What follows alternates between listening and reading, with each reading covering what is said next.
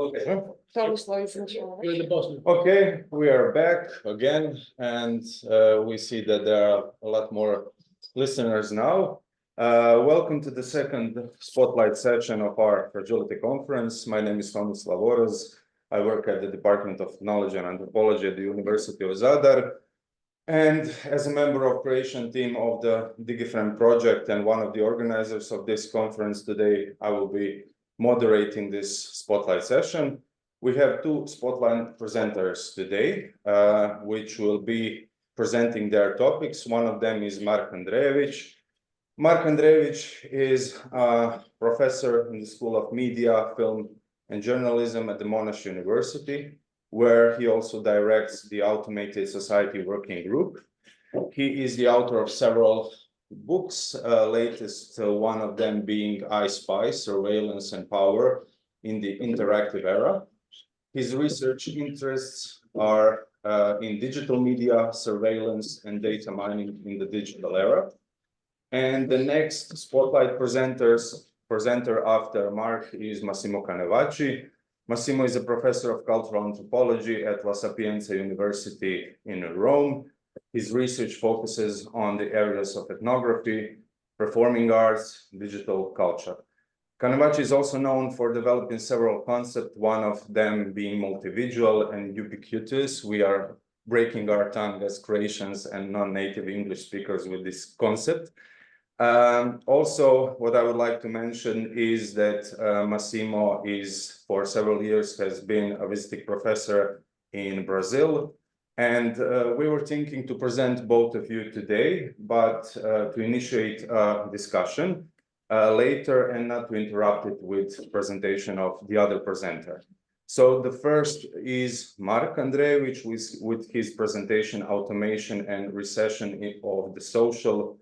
Mark, the floor, or better to say, the Zoom is yours. Thank you so much. And huge thanks to the organizers and to Senka for inviting me.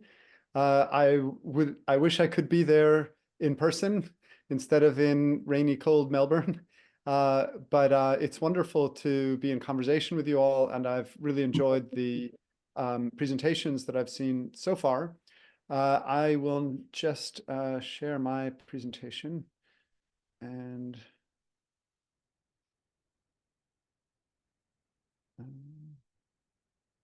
it's weird. It doesn't give me the option to optimize for audio. I hope it still works. Oh, share sound. There it is. Sorry, they keep updating Zoom, and they move stuff around. Optimize for video clip. Why not? No, it's not going to let me do it. Yeah, we can see it now. You can see it. All right. I should probably also update my description on whatever web page it was that you got. I have written since then one book on automated media that some of this comes out of, and also a book on face recognition with Neil Selwyn. So I've got a couple of others. I'll start off by saying that it was the prompt of Fragility that got me started thinking about the ways in which I was talking about actually connected with the concept of fragility. Just to give a little preview, what I'm interested in thinking about is some of the ways in which the aspects of digital media that I think and write about that have to do with data collection and automation and automated sense making engage with the social in ways that highlight, I think, what might be described as a kind of recognition of the fragility of the social, or the fragility of the recognition of the social. And I'll say a little bit more what I mean by that. I was struck by some images that Fernando had in the first presentation around fragility. And I'm going to start off just with a very short story about something that happened in Australia a few years ago. The Australians among us may remember this. It was a strange and kind of horrifying moment when all of a sudden needles were being found in fresh strawberries. So it turned out that somebody, either in the packaging or in the distribution of the strawberries, had started inserting sewing needles, and people were finding them as they bit into the strawberries or tried to cut the strawberries. And what struck me about that moment was the kind of vulnerability of the ways in which maybe vulnerability. I know we've made that distinction. Let me rephrase that. The kind of often unacknowledged ways in which we rely on a set of social behaviors and social recognition that is not always even the type of recognition that I think needs to be foregrounded. We assume that when we put all of these things out for us, that they're not going to be tampered with, damaged, harmed. There's a certain reliance on people following certain social norms and behaviors that if that breaks down, all of a sudden we find ourselves in an untenable situation. And that, to me, just kind of highlighted the unacknowledged forms of social interdependence that characterize our lives together in society. And as somebody who studies digital media, I'm interested in the ways in which what might be described as the recognition of these social forms of interdependence is backgrounded by the commercial and economic platforms and systems that we've built for ourselves. And I guess what I want to do is forward the notion of the recognition of social interdependence as something that needs to be attended to, perhaps in some of the ways that we've been talking about attending to fragility. And so I suppose in some ways, I'm not so, the example that I gave you might be an example of a moment when these are broken. I'm interested in what it means to attend to that recognition in ways that foreground it. And so I'm going to go through a few dimensions of what I mean by the recession of the social. I'm going to talk about cultural dimensions. I'm going to talk about it through the lens of governance. I'm going to give some examples and then have a few conclusions. And so what I'm going to try to do with the examples is weave together a bunch of associations that get to this notion of social recession. Before I define that notion, I'm going to talk about it in the cultural realm with some examples that seemed intriguing to me. At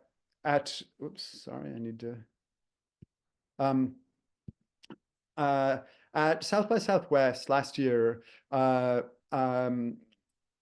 what's his first name? Brockman, the one of the executives at ChatGPT, OpenAI, was talking about what he thought might eventually happen to the cultural realm thanks to the intervention of the automated systems that he was developing. And what he said was, imagine, the Game of Thrones ending had come out, and I guess some people were disappointed with it. And he said, imagine if you could ask your AI to make a new ending that goes in a different way. And a commentator chimed in and said, well, why stop there? Could AI be the solution to fixing every novel and script someone has a problem with, customizing revisions to make them shorter or longer, less or more violent, and so on? But the idea was a really interesting one. Even in this era of customized digital targeting that is characteristic of the online economy, there are certain mass cultural artifacts that remain mass in the sense that they address mass audiences and that they are standardized for that entire audience. The notion of disaggregating cultural texts, such as, in this case, television shows or movies, books, is quite an intriguing one. What if each television show could be customized for each viewer? It's not an entirely novel one, of course. Bill Gates was writing about this a long time ago. He imagined a world in which you could make yourself the star of every movie that you watched. And of course, the star then would be different for each person. But I'm interested in that notion of cultural disaggregation via automated systems. And I came across another cultural example, which seemed interesting. You may be familiar with this famous Hopper painting, Nighthawks at the Diner. Somebody has been posting a series of adaptations of famous artworks, thinking about the ways in which generative AI might update them, change them, make them better, fit individual preferences. Using AI, I was able to take some old painting and make it better. First, the painting. Notice how you can barely see what's even going on. Where even is this? Who are the people? Huh? You're too far away to really see the setup. Whole left side blank. Nothing here to grab onto. So they took a generative AI system and they did an updated version of Nighthawks at the Diner. They weren't quite satisfied with that. They wanted to make it more contemporary. So they updated it a little bit and went through a series of iterations. I think that was the final one. But you get the point. What if cultural forms are malleable in ways that can be addressed by automated systems? What if they can be customized and individualized to each viewer? That does something interesting, the notion of culture. And it does something that starts to push in the direction of what I'm thinking about as social recession, or the recession of the social, to the extent that cultural forms play a defining role in what we think of as our cultural milieu, and that cultural artifacts we tend to think of as being shareable across individuals. I'm going to skip the next one, actually. I'll give you just one more example. I'm going to play a little music if you can hear this. This is Endel is the first AI that's been signed to a major record label. And what's kind of interesting about Endel is that they've patented the system that creates what they call soundscape that are meant to achieve certain goals, like study, help you relax, and so on. But what's perhaps commonality with what I've been talking about before is the way in which they create soundscapes that adapt in real time to the individual, reacting not only to the context, but to the person themselves, weather, heart rate, and location. It's kind of interesting the way those things are all lined up together. So the idea is that everybody will hear a different soundscape.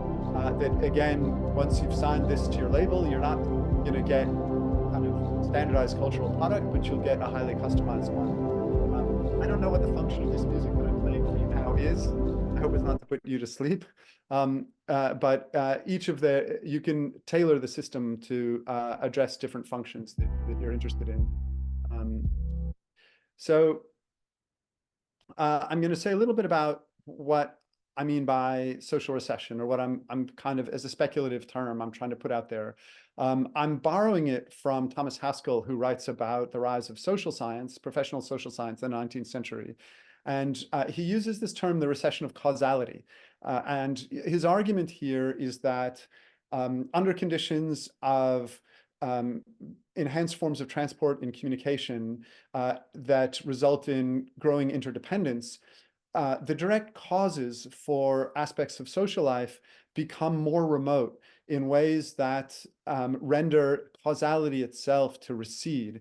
And that one of the jobs of social science is to create a professional class that starts to come up with explanations for those forms of highly interdependent and receded causality.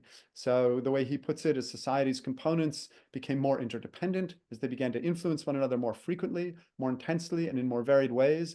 The effective cause of any event or condition in society became more contingent and more difficult to trace.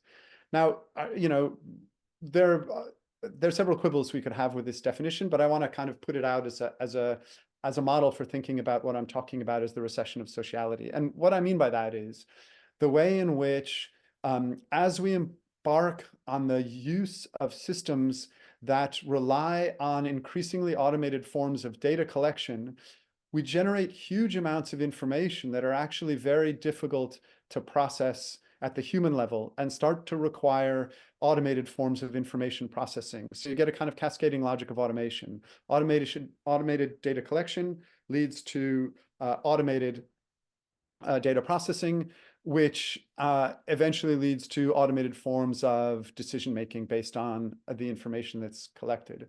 And what I want to point to here is the way in which the automation of those systems takes decisions and actions that are fundamentally social, that are determined socially, that are based on our social lives, but makes them opaque in the sense that so much data has been generated that the framing of these decisions becomes obscured by the automated systems that claim to be able to take thousands of variables simultaneously and come up with some type of an optimal solution. I'm going to show a little bit of a video that Google put together. They have some philosophers who work there, and they come up with kind of speculative versions of the future. And this one, called Google Selfish Ledger, you may have encountered it, was leaked from Google. And it imagines a world in which Google, as the organizer of the world's information, takes on the challenge of trying to infer what it is that we really need, want, and desire based on the information that we generate as we go throughout our lives, and makes decisions about how to take that code. I wonder if this gets to this notion of the multi-visual a little bit. The notion that Google has is all of us have not just a genetic code, but also an informational code. And that informational code we generate throughout the course of our lives. The code, unlike DNA, can be self-transforming and self-learning. That code can then be read by automated systems, such as Google's AIs, that can then be used to make decisions that help govern our lives. And I'll just show you a quick, this is the governance part of the presentation. I'll just show you a quick clip from Google's selfish.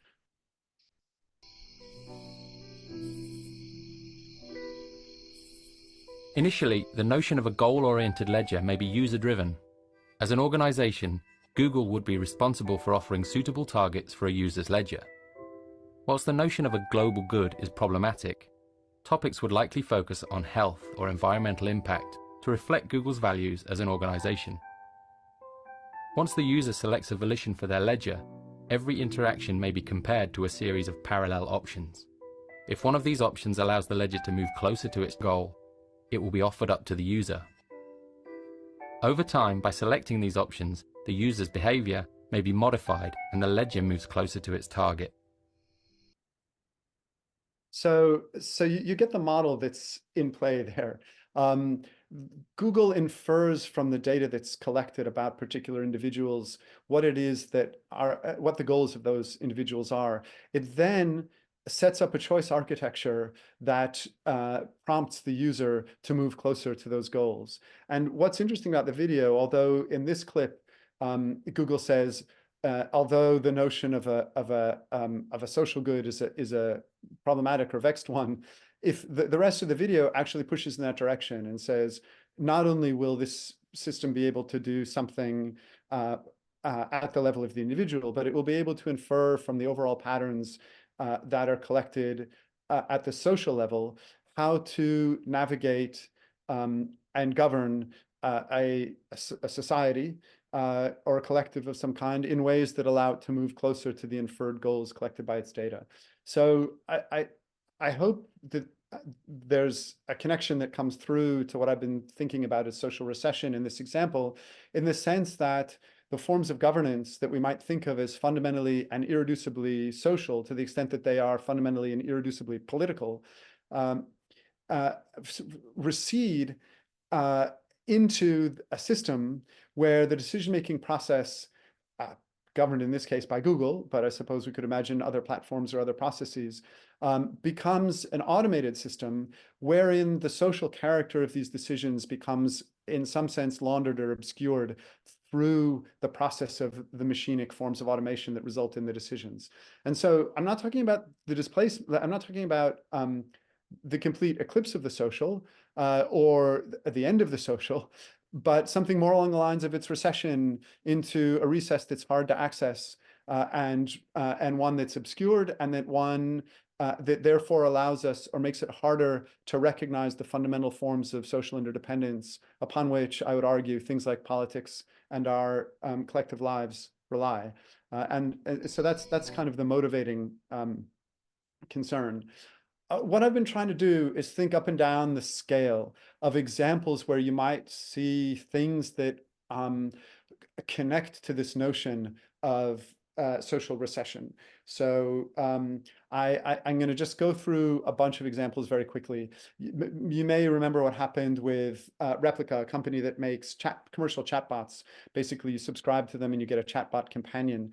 One of the things that happened was, as automated systems, generative AI systems became more sophisticated and complex, Replica started to worry that there might be some dangerous outcomes in having people engage in romantic relationships with their chatbots. And so it decommissioned the romantic side of the chatbots. And right away, there was an uproar from people who'd formed romantic relations with their chatbots and all of a sudden found them no longer responding. Another example, as influencers reach a certain scale, they can no longer interact with their followers the way they could when they started out, maybe with a smaller group of followers. One of the solutions forwarded by one influencer in the US has been to take all of the data that she has from all of her interactions with all of her followers, train an AI on it, and then create an AI chatbot that people would subscribe to engage in customized, personalized chats so that she could continue to interact with them at the individual level, but do so via the mediation of a chatbot. You've probably seen Meta's series of chatbots that they've pulled together based on different celebrity personas. One of the things that's intrigued me is the fate of social interactions and social relations in commercial contexts. You may have seen this if you've been doing some traveling. So many of the airports seem to now have turned, and many of the fast food restaurants have displaced the face-to-face interactions that take place in retail outlets with these self-service kiosks. And something similar, of course, is happening in supermarkets with checkouts and so on. This was an intriguing example that got a lot of publicity a couple of weeks ago, where stores in New York City, there's a fast food restaurant in New York City, has a cashier, but the cashier is located in the Philippines. So you don't interact with somebody face-to-face in the shop, but instead you interact with somebody on a Zoom screen like you are with me now. And of course, in the area of warfare, we've heard about some of the ways in which, again, irreducibly social decisions with dire consequences are being made by automated systems. And we might look in other realms too to think of the ways in which automated systems take fundamentally irreducibly social relations and run them through the machine. So just a couple of things to finish up with. When thinking about social recession, there's, in a sense, the why. And I would argue that we're kind of building the architecture for this social recession by sensorizing more and more contexts in ways that automatically collect data that's too much to be handled by any individual or group of individuals, and automatically has to be offloaded onto automated systems. And in so doing, we've offloaded, or we move in the direction of continuing to offload fundamentally social decisions onto machines in ways that make it more difficult to recognize the irreducible sociality of those decisions. And it's also worth understanding that all of these social surrogates that I've mentioned to you, things like chatbots and virtual companions and so on, are simultaneously probes. So they contribute to the cycle of data generation. Every prompt that they give you is actually one that generates information that feeds back into the automated system that in turn generates more data and makes it harder to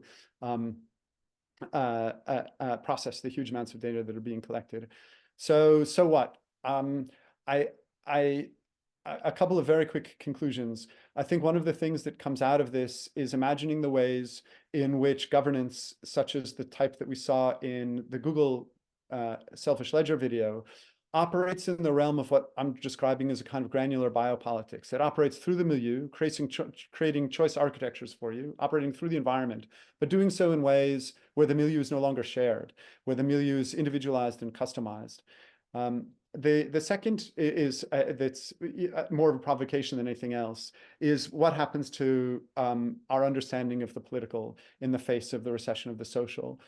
And the final thing, which is probably obvious, is that we know what the critical move is to find ways to resuscitate the social in the automated. And that's what so often happens when we see people, for example, critiquing automated systems by going back at looking at how they were programmed by humans and the role that bias has played in creating those systems and who was it who did the programming. These are all ways of kind of re-injecting the social into socially receded processes.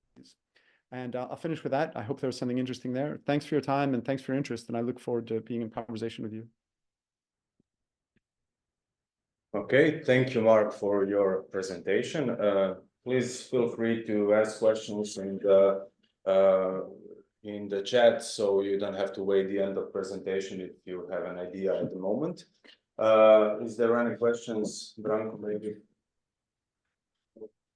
Well, if it's not, I would use the opportunity maybe to just to comment and maybe then to form a question just to stir the discussion. Your presentation and the concept of recession of social reminded me of the algorithm. I don't know how to term it, but the ways the algorithm are manufacturing what we are supposed to like and based on our preferences. Just recently, I was reading something on the laptop and I turned on the music on the YouTube, and according to algorithms, I suppose, which are based on my age, gender, and so on, at some point the music turned to Streets of Philadelphia in the 90s and to Verve, Bittersweet Symphony and things like that, which I was really surprised to. But then I started seeing those musical spots of several minutes. And what I noticed is actually that the social in the 90s, in the music videos, is actually on the street. You can see the prostitutes, you can see the broken washing machine in the street, you can see the kids playing, you can see the butchers around the corner and things like that. And in musical videos today, we have much more individualized approach where there is a singer and there is a lack of social. So this term of recession of social reminded me of this, but I also think that this is sort of a trap, because when we tend to think of individual versus collective, we are thinking it, just as Fernando reminded us, in terms of modernist logic. So my question to you is, if the fragility is in a way precondition of our individuality today, could we say that the algorithms are the precondition of the social? And does it mean that our individualities has gone beyond the screen, as you can see from the comments on the, for example, music videos or the cases that you mentioned? And the second question would be, is the recession of the social maybe a precise term or the concept that points actually to more something that is close to a shift? I don't know if I have been clear enough, but please correct me if I complicated it. Did you say a ship? What did you say? Shift. A shift. Like a transition shift, yeah. Thank you. I love the example of the music videos. That kind of just gives me maybe some more evidence or another element in the constellation. The question of the algorithm is the new form of sociality. What's the way to frame that? I think probably the best I can come up with as a response is to say, that seems like a possibility. And what it would mean is, I think, perhaps reconfiguring the operation of algorithms in social lives, and maybe also reconstituting our understanding of the algorithm. I mean, a lot of the critical work obviously goes into precisely trying to point out the irreducible character of the social in the automated system. And that seems like a super important critical move, right?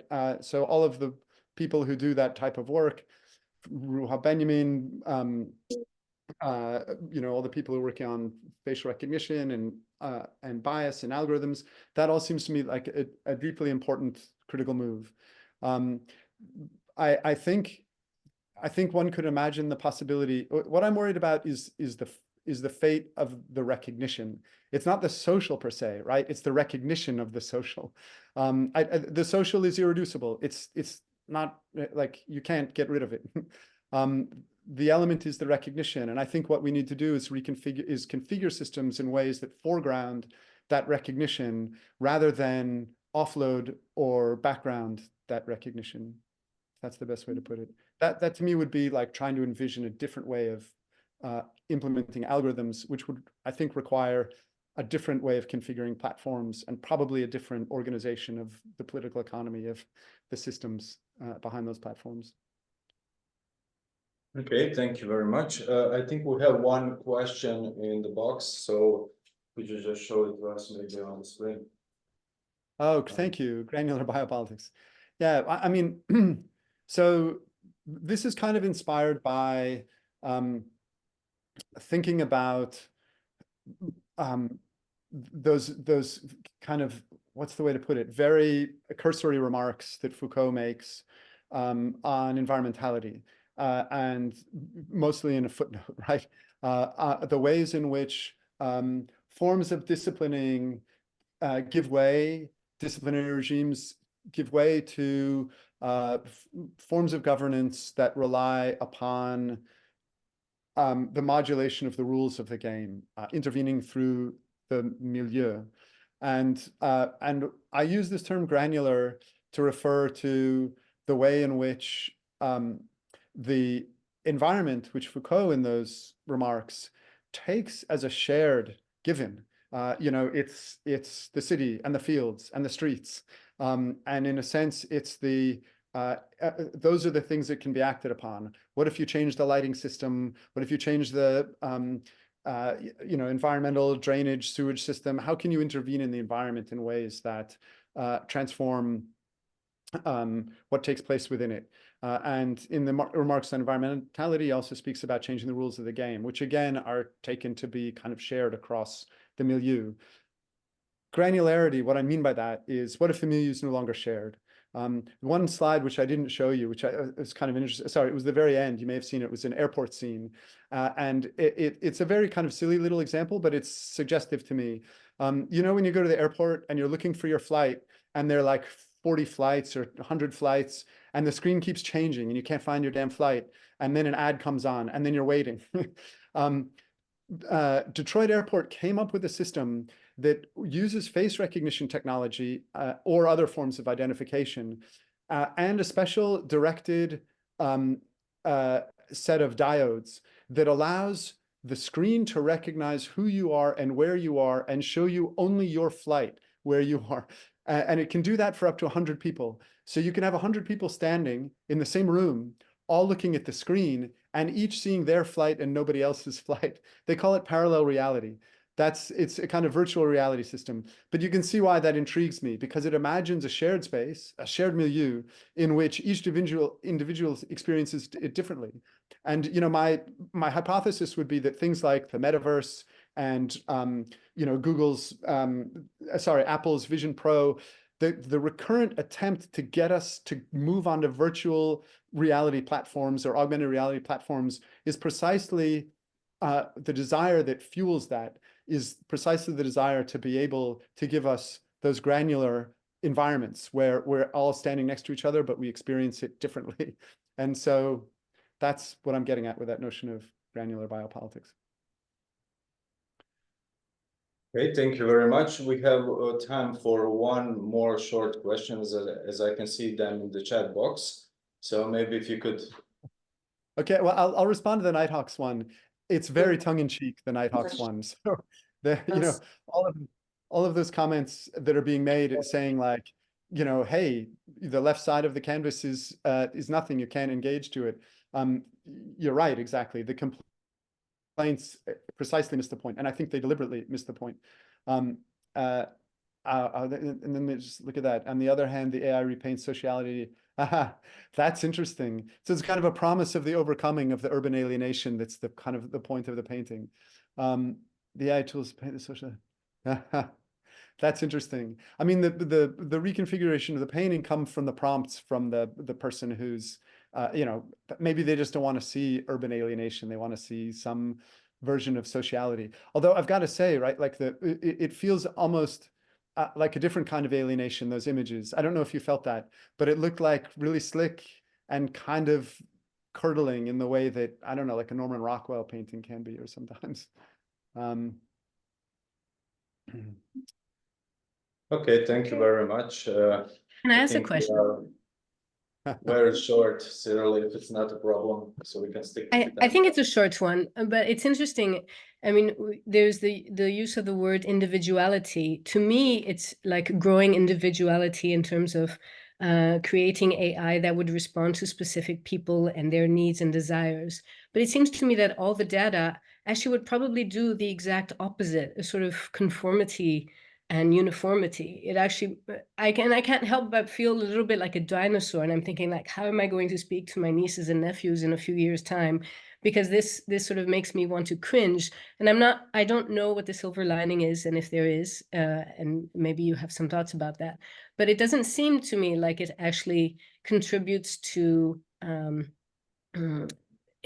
finding the social. Like the use of the social in AI is to make the AI better, not to increase the socialization between people, if I understood correctly. Thank you.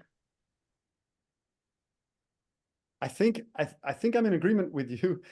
So I mean, the paradox of mass customization through the platform is precisely what you identify, I think, which is that the forms of individuation that are catered to are precisely digested through social systems that, in a way, homogenize every version of hyper customization that takes place.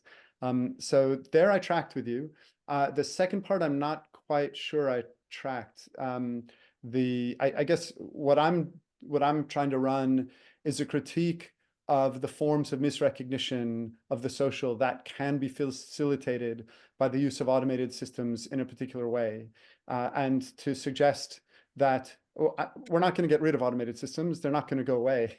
But it's to suggest the possibility that we need to rethink the way in which we understand the fundamentally irreducibly social character of those systems and foreground them instead of backgrounding them. So, I mean, that's the kind of polemic part of the presentation.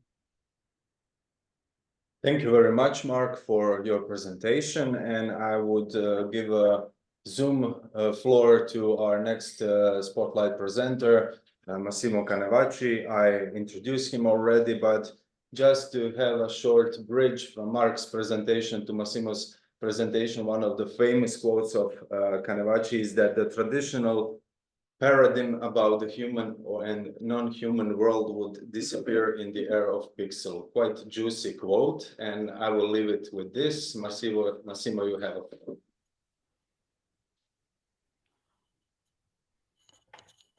Here we are. Thank you very much, Tom. I have some technological difficulties, some other fragilities. I'm sorry. So I have to read my paper. Digital erratic reproducibility. Who has stolen the fragile aura? L'origine du monde is me too. In my hypothesis, one of the main fragilities of the current environment is determined by the flows of visual and digital communication, a dissipative digital ecology. These flows redefine the concept of identity in a fractured, fragmented, and also multiple sense, a flow determined largely by the emerging concept of anthropological ubiquity. Ubiquity is a key word to enter into the aspect of contemporary subjective fragility. Identity refers not only to humans, but also to the works of art and people represented there by the great artists of the past. For this reason, it may become important to reflect how is changing the aura, her contemporary fragility, obviously starting from Walter Benjamin. Perhaps Gaia has lost her sacred, irreproducible being, just like aura. Gaia and aura are connected. The Mona Rap. First of all, I'd like to show you this Mona Lisa in a digital and vocal work of art. I was astonished looking and hearing her mutant face singing a rap with her so mysterious face. She is now, and perhaps forever, a transformed and mutant Mona Lisa. Gioconda has multiple identities. Everyone can get any picture of her, a different picture from the auratic original. Or better, she has no more the sacred aura and no more an origin. Digital art, advertising, or joke, and now AI have stolen the secret of her smile. When I was a student, I read books, essay, discussion on it, her smile, but also her eyes, the landscape were an enigma. The technology that allows you to animate photos or images is called Vasa 1. Mona Lisa Vasa is everywhere, and she may be everyone. Me too, for the Courbet origin du monde. I show you after the photo. The auratic Gioconda now is fragile, fragilissima. Gioconda has no more the aura because she becomes ubiquitous. She is fractured. Every partial image of her may be reused without resistance. She is weak. This should be necessary, the visionary writing of the new Peter Schlemihl, who wrote The Man Without Shadow in the past, or better, a new Hugo Hofmannsthal with his The Woman Without Shadow. And now the audience is ready for The Girl Without Aura, Mona Lisa, and not only. Who is the thief of the aura? Who has stolen the aura? I show you the music, just a moment.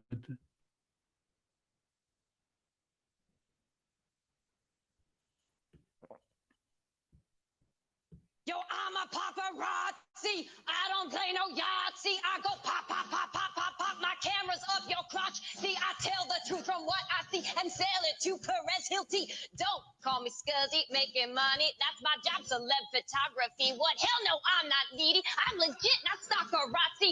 Don't act so hotsy-totsy, bitch.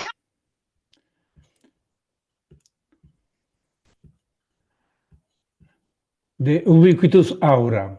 As well known, Walter Benjamin wrote his famous essay on technical reproducibility in a dialectical and also political conflict with the irreproducible aura embodied in a work of art. For him, the growing production of movies and photographies, followed by popular classes, were a challenge against the aristocratic bourgeoisie class structure, as well as for the fascist aestheticization of life. Consequently, the whole manifestation of visual art, movie, photography was becoming, in that context, reproducible through technology in a revolutionary proletarian perspective. Adorno responded to Benjamin's essay with a book about the reification of listening. He presented a scenario in which massificated technologies, rather than liberation under the banner of reproducibility, would increase mass reification and authoritarian personality. The Adorno's fieldwork was music, radio broadcasting, and then TV. The Benjamin one was movie, Metropolis, and photography. A very different research to a very different conclusion. The concept of reification, from Marx to Lukács, was a key word in Adorno since his book Dissonance and the Regression of Listening. After the Second World War, Adorno became even more critics about revolution possibility that movies or reproducibility may offer to working class. It was elaborated in his more important book with his friend Max Horkheimer, especially in the very important and innovative chapter on cultural industry. It was a scandal for the communist parties bonded to Soviet Union, as well as for the market. Culture and industry unify structure and structure. These key points in the dialectical orthodoxy are unified by the new form of consumer culture. That's why it was only a desperate suggestion to imagine the auratic irreproducibility will favor a revolution against bourgeoisie. The relation between aura and reproducibility were more complex. Such relations, assuming in particular looking at social network and digital communication, a specific fragility that may favor a process beyond a dualistic paradigm. My hypothesis is that the ubiquitous digital communication may face and transform the dialectical Benjamin Adorno position through another epistemological vision beyond synthesis, dichotomies, and also beyond any dialectics. This ubiquitous subject may face the anthropological digital fragilities in a different perspective. The auratic pop. With an independent itinerary, the art of Andy Warhol addresses seriality in a different way from Benjamin's reproducibility and from Adorno massification. Unaware of their method, Warhol operates in a syncretic pop seriality, not in a synthetic style. So he dissolves the dialectical contradiction between reproducibility and massification. His art expresses a sensual fetishism, or better, a meta-fetishism, through commodification and mass icons, and through the dissemination of their empty symbolism and impure signs. Assimilating Mao, Merlin, and Campbell, he ambiguously inflationated and intoxicated the political, sexual, commercial, global power. After him, the dialectic between auratic and massificated arts has no sense. And the icon, every icon, will be no more the same. Any icon may become other from itself. Warhol creates the analogical reproducibility of auratic serialities, a syncretic mix of reproducibility, massification, and serialization. At the same time, Warhol is continued by mass culture from which he depends. Pop art does not exist without analogical mass media. The actual scenario is quite different. Digital technology expands communication in the decentered and autonomous potentiality inside the traditional media and with more outside of them. Internet affirms a media, a singular plural medium that incorporates multiple operabilities, previously differentiated and now unified in a single instrument. iPhone is a mall. Therefore, instead of a dialectical opposition between aura and reproducibility, digital articulation can mix this perspective so that they no more dichotomic, become syncretic, polyphonic, diasporic, ubiquitous, and fragile. A reproducible auratic communication emerges from digital culture beyond the dualism of analogical technologies and philosophies. A musical, a novel, an artist's piece connected to social network cannot remain in its auratic expressive autonomy. Every painting can be available for ubiquitous mutation and decentralized reproducibility. Instead of collective art, there are connective artists or ubiquitous performers. In this sense, the itineraries from cultural industry to digital communication will encourage a tendency toward my hypothesis.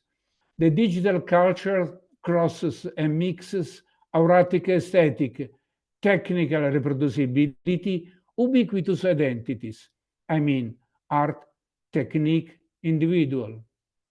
The reproducible aura, which is an aporia for dialectical thinking, expresses liberationist manifestation, regressive personalities, or passive behaviors along digital communication. This decentralized mix of horizontal technology and diasporic subjectivity makes any visual product consumable everywhere and potentially transformed by everyone. Digital communication is ubiquitous and aura is fragile because aura lost the sacred and is becoming reproducible, just like Gaia. Dadaist Michel Duchamp desecrated the history of art in its symbolic postcard Gioconda with mustache and beard, used as a ready-made. So this is the very first time that the aura was stolen, not only in Leonardo, but perhaps in Benjamin too. It was just the beginning for the Mona Lisa mutant identity and fragile aura. The heritage of Western art is becoming fragile, for the aura becomes reproducible. Analogical simultaneity and digital ubiquity. The classical space-time concepts were radically changing, and now an expanded digital interconnectivity is upholding ubiquity as an emerging concept which produces an accelerated and horizontal floating process concerning space-time. A fragmented flux of segmented space-time is connected, crossed, assembled with innovative and disturbing reference on identity, gender, labor, roots, territory. I reanalyzed the concept of simultaneity elaborated by the Italian futurists at the beginning of 20th century and its connection with disturbing vision of mechanical performances. Futurists were involved with perturbative sensorialities determined by the metropolitan context. Futurists fell in love with these uncanny techno-sensorialities beyond any nostalgia for the past. From such a chaotic traffic, the Marinetti's concept of simultaneity, 1921, was emerging and unifying artistic and popular difference on style and behavior. After simultaneity, ubiquity is now the sensual concept applied to expanded individual experience in everyday life along digital cultures, artistic styles, expressive behavior, conflictual movements. The difference between futuristic simultaneity and digital ubiquity is connected to the territory. The optical experience of simultaneity is related to the specific urban scape as a chaotic and creative context. The experiences of ubiquity are material and immaterial in the same time. Ubiquity is beyond any dualism of space and time, male and female, material and immaterial, nature and culture, labor and work, body and soul, aura and reproducibility. Mona Lisa becomes a subject with multiple identity. She divorced from Leonardo singing in paparazzi and dancing on the corpse of the fragile aura. The fragilissima aura and Gaia. Recently, Europe, an ecological movement was born, whose militants usually perform the fragility of the aura in any work of arts. In Italy, Ultima Generazione, in Europe, Extinction Rebellion. Some of their performances address the global warming, others address the fragile aura, and so on. Focus on the fragility, both of aura and Gaia, they may connect ecological fragility to any fragile masterpiece. The fundamental hic et nunc from the Botticelli's Venere or the Van Gogh Sower is in a process where the sense of those paintings and the related aura are deeply modified in a ubiquitous pattern. These ubiquitous communication flows are involving and changing famous work of art in their nature, so to speak, or better, in their identity. They place themselves in the wake of Andy Warhol pop art, but expanding in a political eco-catastrophic vision. They are destroying the power of the aura or using its hair, fragility, for their ubiquitous purposes. They capture only the visual power of the work of art, not the aesthetic one. Through social network, they insert it into an ubiquitous panorama where the classical sense of spring, Botticelli, or sowing, Van Gogh, is dissolved. What emerges, as far as we are interested here, is the dissolution of the aura, too fragile in relation to the interminable and uncontrollable use of digital medium. The auratic ubiquity emerges by dissolving the sacral component of the work to transform it into a deformed wrap or a lost spring on which to glue your hands. The ubiquitous, fragile, irreproducible Gaia has lost the sacred just like the aura. This is a picture where militants are gluing the hands. And this one is Me Too, just collected on the origin of the world, a painting very famous of Courbet. Sorry, Massimo, could you show us the picture? We can't see it. Oh, I'm sorry. So I can show you the image. You can show it. Sorry, just a moment. Just a moment. I Share screen.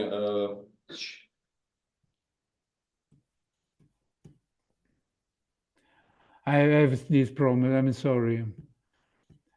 I try to show it.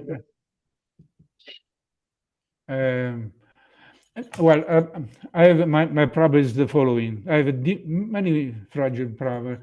My computer was broken, and I have to use a new computer. A few days ago, I didn't understand anything about it, so I'm very sorry for my technological. But anyway, you can find this. Sorry, just a moment. This. Oh, I can send you after the Me Too on the origin of the word Courbet, and the other one with against Botticelli or Van Gogh work of art. Okay.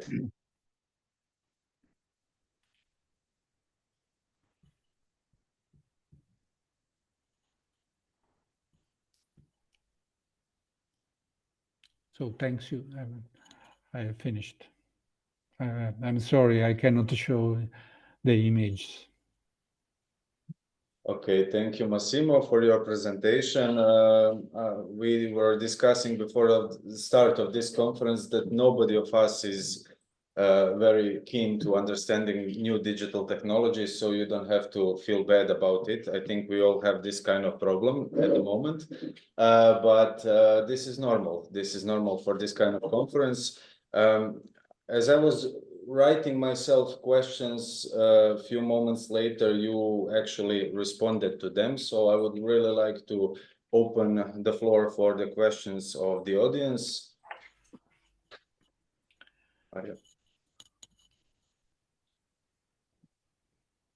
Are there any questions in the chat box maybe, or? Okay, so Senka, you? Okay, so maybe just a short question based on what you said so far. I'm interested in your understanding of fragility in terms of digital auratic reproducibility.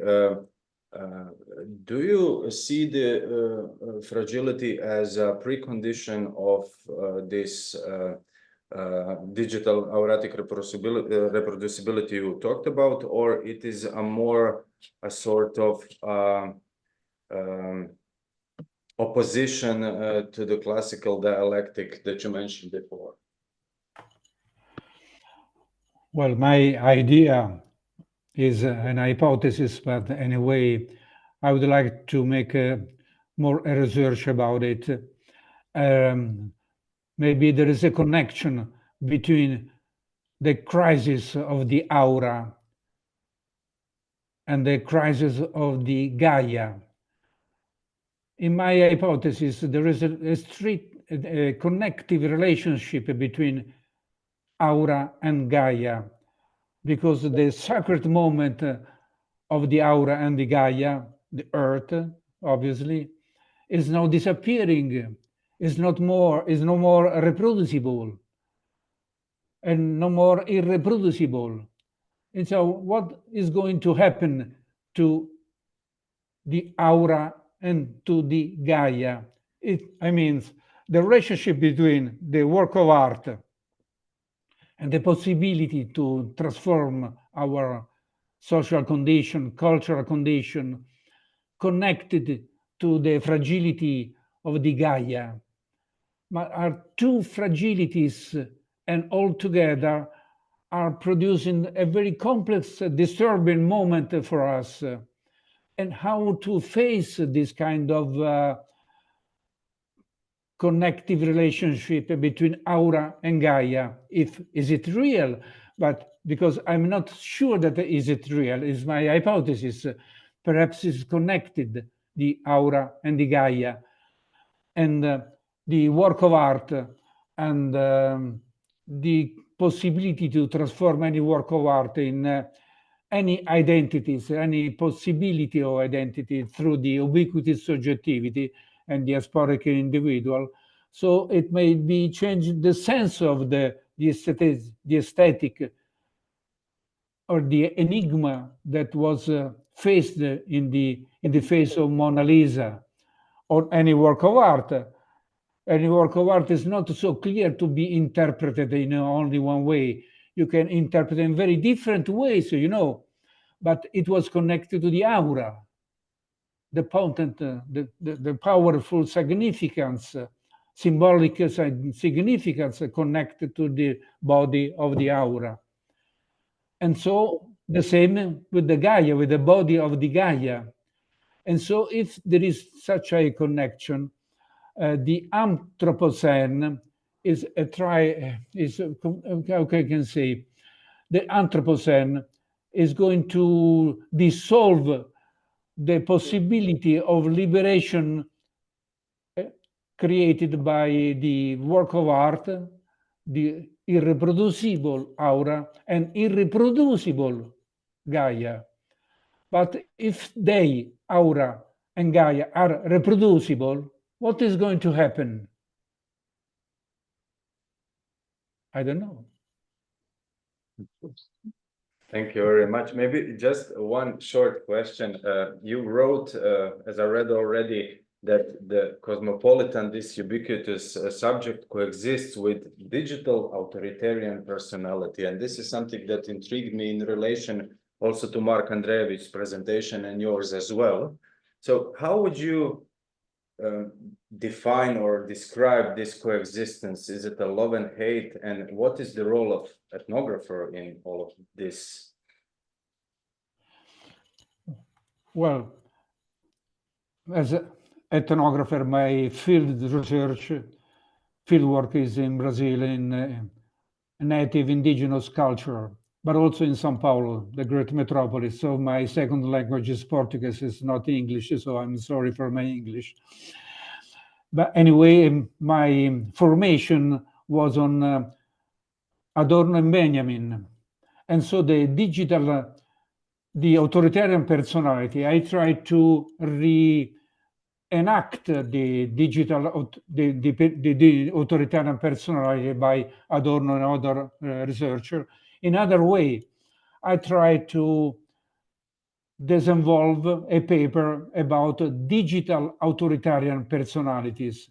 And I try to understand, is a very complicated field work, how the traditional F scale, the fascist scale of Adorno in that period.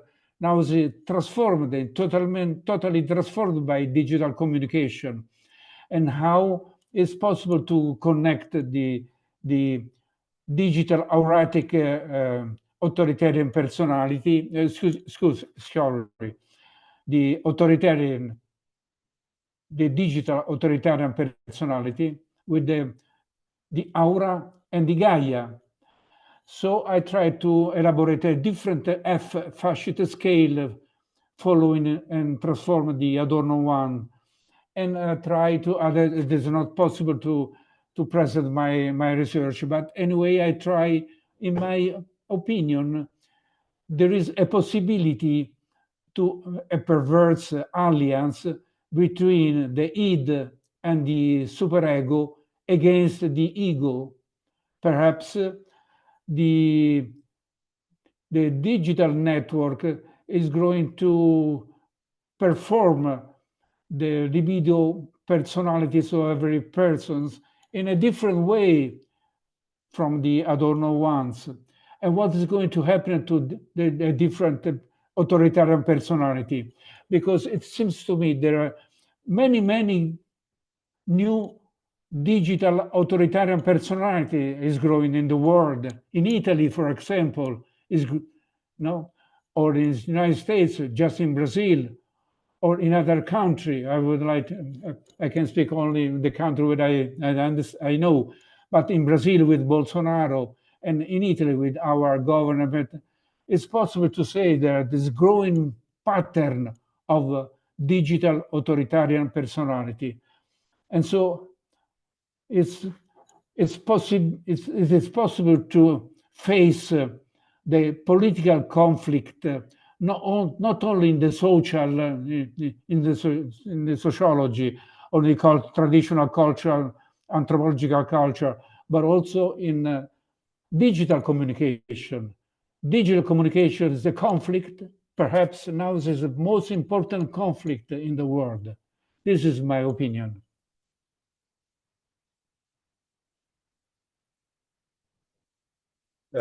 Thank you very much to both of you. Thank you, Massimo. Thank you, Mark. This was really intriguing topics that you opened, and these topics are really good to discuss during lunch break, which starts in 1 minute. So we have half an hour break, wherever you may be, in whatever time zone you may be. Maybe you will go asleep after this, but thank you very much for your presentations. Thank you very much to all others, and we see each other in half an hour at 1 p.m. Central European time. Thank you. Thank you. Bye.